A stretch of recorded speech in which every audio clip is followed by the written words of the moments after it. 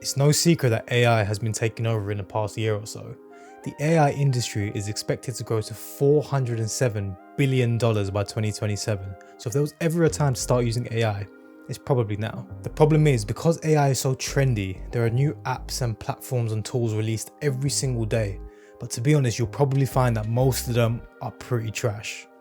But not all of them. Framer have released a fully fledged AI website generator that lets you create an entire website by just entering a text prompt. So in this video, we're going to walk through step by step together and build an entire site using Framer AI and see what it comes up with. I'll be showing you how to get access to Framer AI, how exactly to structure your prompts to get the best results, and how I think you could be using Framer AI in your day-to-day as a web designer or a business owner. So without further ado, my name's Hamza, and let's get started. So the first thing that you're going to need is obviously a Framer account. I've put a link in the description below for you to create a free account if you don't already have one. For those of you who aren't familiar, you can actually use Framer in one of two ways. You can use it on framer.com, or you can actually download their desktop app for both Windows and Mac. I personally use the desktop app just because I find it a little bit easier just to open up the Framer app rather than having to go to a browser and then go to framer.com and then log in and then get started that way. It just takes out a few extra unnecessary steps for me. Alright, cool. So once you've created your Framer account, you're going to be on a page that looks somewhat like this. So the first thing that we're going to want to do is we're going to create a new project. So in order to do that, we're just going to come over to this blue button here and we're going to click on new. And that's going to load up a brand new project for us. So obviously it's going to load up a completely blank page, which is completely perfect. What we want to do is we want to come up to the top left corner where it says insert, and then we're going to go on Framer AI. Once you click Framer AI, it's going to bring up this prompt box. Now this is where you're going to be entering your prompt, and your prompt is essentially what you're going to be telling the AI to generate. And this is where I feel a lot of people go wrong. See, the key to getting the best results is to use a very specific structure for your prompts. Your prompt needs to be as clear and concise as possible while still giving enough detail for the AI to do its magic. But one thing I've noticed though is that when you start to give a little bit too much detail, you start to handicap the AI a little bit. So what you want to do is you want to provide enough direction without dictating every single detail so that you're still leaving enough space for the AI to do its thing. So this is the prompt that I recommend that you follow. I'm obviously going to put this down in the description below for you to copy and paste into your Framer, and then you can fill in the gaps with me. So let's start by filling out this prompt and let's go through this together. So I've obviously put inside the brackets all of the different things that you should be changing, and so let's go through them one by one and we'll do an example. So for mood, let's go for exciting, and the vibe will go for modern. Design an exciting and modern landing page for, let's say, web design agency. Cool. And then for the business name, we'll write, let's call it Silo. And the description of the business. So for the description, you don't want to go crazy. Don't start writing paragraphs and paragraphs about what your business does. Just literally one sentence with just a high level overview of what your business does. So in this case, we'll say Silo creates websites and products for, let's say, SaaS businesses. Spell it properly. For SaaS businesses. Cool.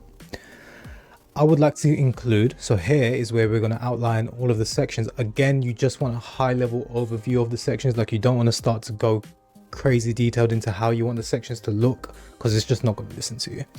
So we kind of want to just give it an overview. So again, we'll say I would like to include a hero section, services section, testimonials section, and a contact us section. Cool. And I would like the overall design to be modern, minimalistic, and clean. That's perfect. Of course, you can change that if you're looking for a slightly different feel. And then we just click start. Once you click start, you're going to start to see the website build right in front of you. So let's click start and see what it comes up with.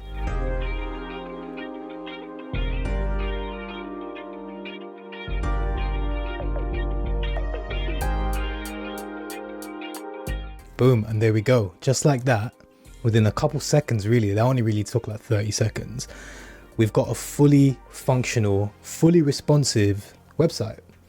And they've made a really bold and brash and really colorful website. This looks sick. But what you can do with Framer AI, which is really cool that I found, is that once it generates the website, that's only the beginning really.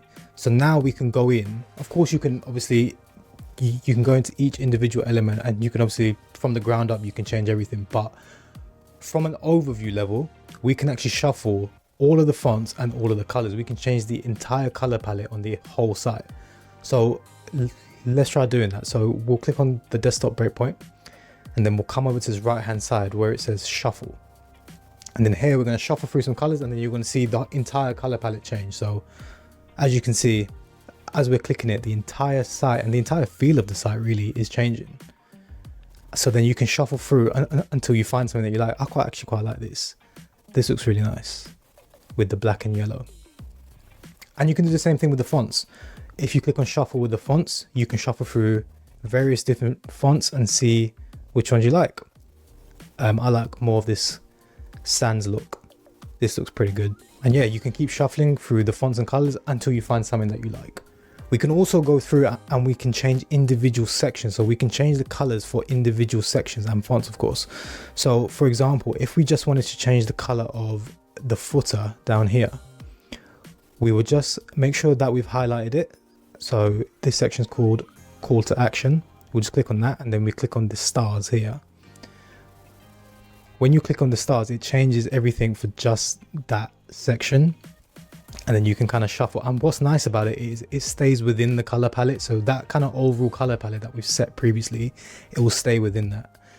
So that as we're shuffling through, you can see it's just going to give you different variations. And so for me, let's just keep it black and white for now. And then once you're done, you can literally publish this to a live domain straight away. When you make a Framer AI website, they give you a free framer.ai domain. So you can call this whatever. Let's call this example web design or whatever, web design. And then you can hit publish and it will become an actual live website. Obviously, I don't think you should do that. Actually go through and make the website your own and add links and everything like that and then publish. But just like that, you can see how easy it is to come up with a fully fledged website. Now, obviously the websites generated by AI will never come close to what you'd be able to get from an actual web designer. But here's where I think Framer AI can be very useful. The first use case in my opinion is as a web designer. So if I wanted to come in and create a base for a project really quickly, this can be super useful. So for example, I would come in and I would enter all of the different details for the project, and whatever the AI generates for me, I would use as a base for my project, and then I'd start to go in and change things around and then tweak things to my liking. The second use case that I can see this being really useful for is if you're just a business owner and you have no real web design experience, or you have no web design knowledge and you just need a landing page fast, this is something that could be really useful for you. It would obviously be a lot cheaper than hiring a web designer, and you could literally go in and have a live site by the end of the day. So I could see this being really attractive for somebody who isn't a web designer. But yeah, that's Framer AI in a nutshell. I want to thank everyone for taking the time to watch this video. This is actually my first video on this new channel, and it would mean the world if you could drop a like and a comment. And if you're interested in more content to do with web design, tech, and Framer specifically, please consider subscribing. And again, thank you so much, and I'll check you in the next one.